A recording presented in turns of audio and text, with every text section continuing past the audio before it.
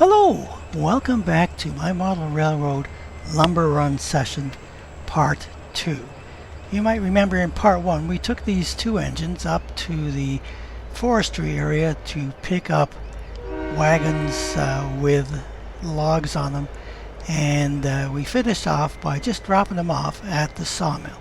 We're just at that stage now as we proceed to the drop-off point, and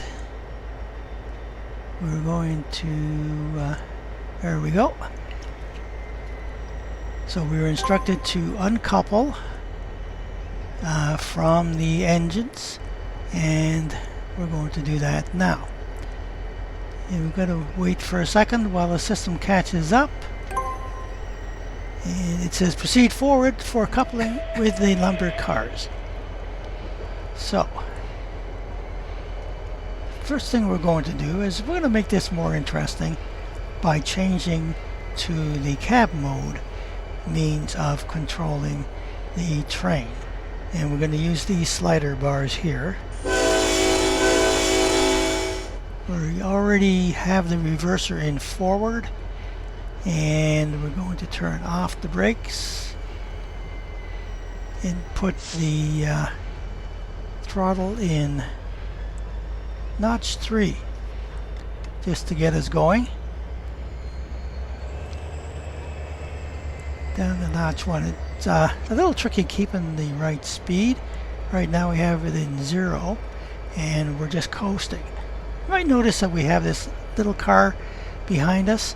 That is because we actually have to have that in order to use one of the rules in the setup of this session, and that rule counts the number of engines and cars in the consist, and right now it's just counting this engine and this engine and this car separately. I had to have that little car so I could use that rule more than once. We're proceeding ahead, and put the throttle up to 1 again and then back down to 0 so we can coast. It says up here stop then reverse. So the trick is to use the engine brake to stop just about right at this position.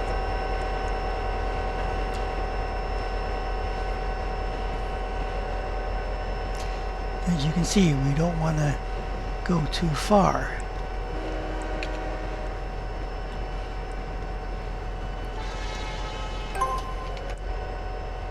Yes, we stopped at just the right point.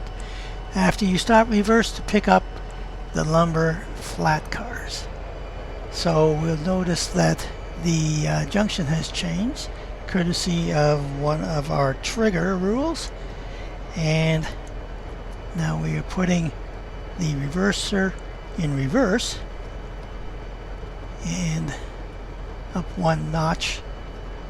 We actually have to turn off the brake. So 2 notches just to get us going. We don't want to be going too fast, and I'm going to click on this back car here so that we have a better view of the distance between us and the cars coming up. So we have to slow down a bit, which is tricky.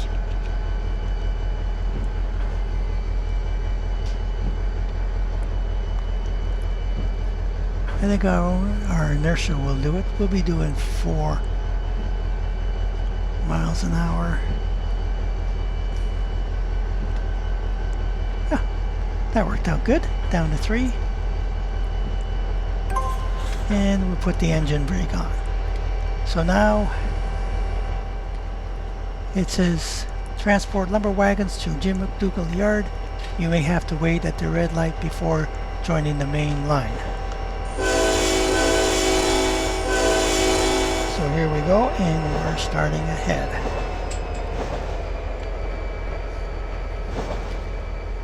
First of all, put the brake off. Secondly, put it in forward. And thirdly, put it up to notch 3 just to get us going.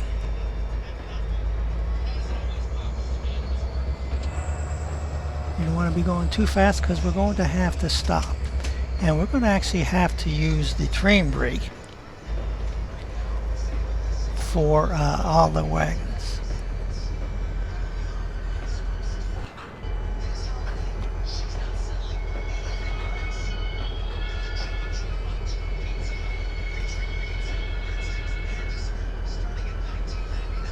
And here we are. We've stopped short of the track. We're just waiting for the light to change. I'm going to speed the time up a bit while we're waiting. There we go. We have an orange light, which means that we can proceed ahead. So we're going to take the brake off, and it seems like we need 3 notches on the throttle to get us going. Slow down to 2. Now we have a green light.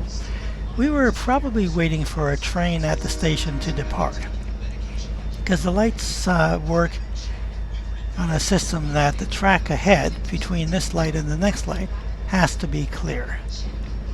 So here we go, and we're going a little too fast. So have to put the brakes on, slow us down. Yep, we don't want to slow down too much. As I said, it's a little tricky. 3 seems to get us going, but sometimes it's a little too fast.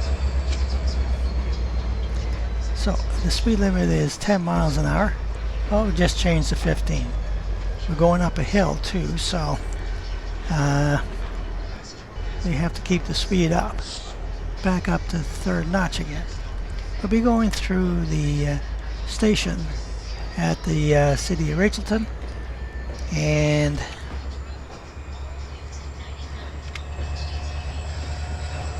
there we go. And slow down again. Go back down to 1.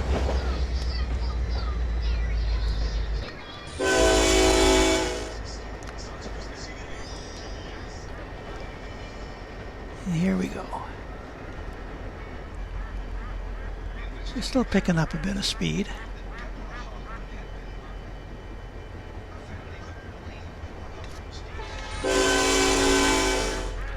But notch 1 seems pretty good to keep us down below 15 miles an hour. I'm going to speed up a little bit. So we will be going through the next navigational marker, which says straight ahead. And the next one shows that we will be veering off to the right. You can see off to this side is Port Papa, which is our destination for dropping off these wagons. Slow to 10 miles an hour, enter Jim McDougall Yard and proceed to the stop point on track 1. So we better slow down.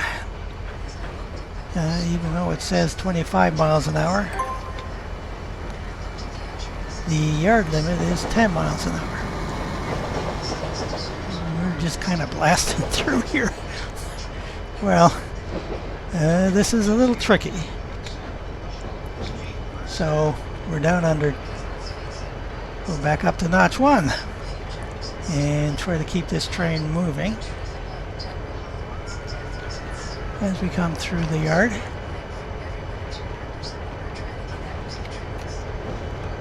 This is a fairly big yard. It has lots of rolling stock available, lots of different engines. Good place where I keep all my favorite locos and engines. So up ahead it says stop, and we're going to want to make sure that we try and stop right at that. So Here we go. We're stopping. Have to use the engine brake, which is lap means that we got all the brakes on all the engines.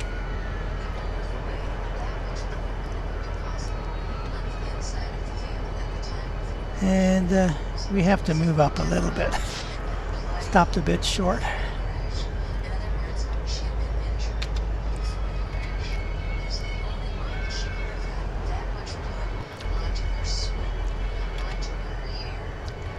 And there we go. We've stopped. It says after stopping, reverse consist on to Port Papa loading dock. Okay, now we're going to back up. Put the reverser in reverse and take off the train brake and the engine brake and put the throttle up to notch 3. Which seems to be pretty good to get this this train going. Pull back down to notch 2. The speed limit is 10 miles an hour, and we have to make sure that we keep the train rolling because there is a bit of an incline from the yard level up to the level of the dock. We're a little bit over speed right now, but I'm thinking that once we start going up the hill, that is going to drop off quite a bit. So here we go. Up ahead at the top there you can see where it says for us to stop, and we already have a pop-up box. This was a little early and I couldn't do much about it.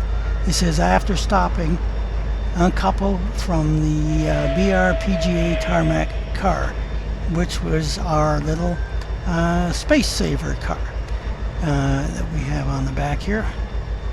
And we're going to put it in neutral. And you put the train brake on, and we should stop at just about the right spot. Yeah, that was better. So it says now we have to uncouple. So I'm just going to click on this engine so that we can take a good look at how we uncouple. Click on the uncoupling system and uncouple right there. Now it will take a minute for things to catch up, but there we go. Proceed forward and stop at the reverse point on track 1. Reverse to the next stop point on the yard entry siding, then proceed ahead to couple with the empty log cars. You will have to change some of the switches manually. So I'm going back, clicking back on that engine, taking the brake off, putting the reverser into forward, and notch 2 should get us going as we go down the yard. And I'm going to put it in neutral, not 0, because there is a bit of a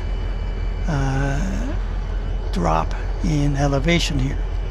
And you can see that we're already speeding up a little too fast, so I'm going to put the train brake or the engine brake on a bit. And yeah, we're out of control here. Okay, now we're slowing down. And we want to get to that spot where it says stop, then reverse. Well, it looks like this episode is going to be over 30 minutes long. So what I'm going to do is take a rest here and invite you to join me in the exciting conclusion, part 3 of the Lumber Run session. Thanks for watching.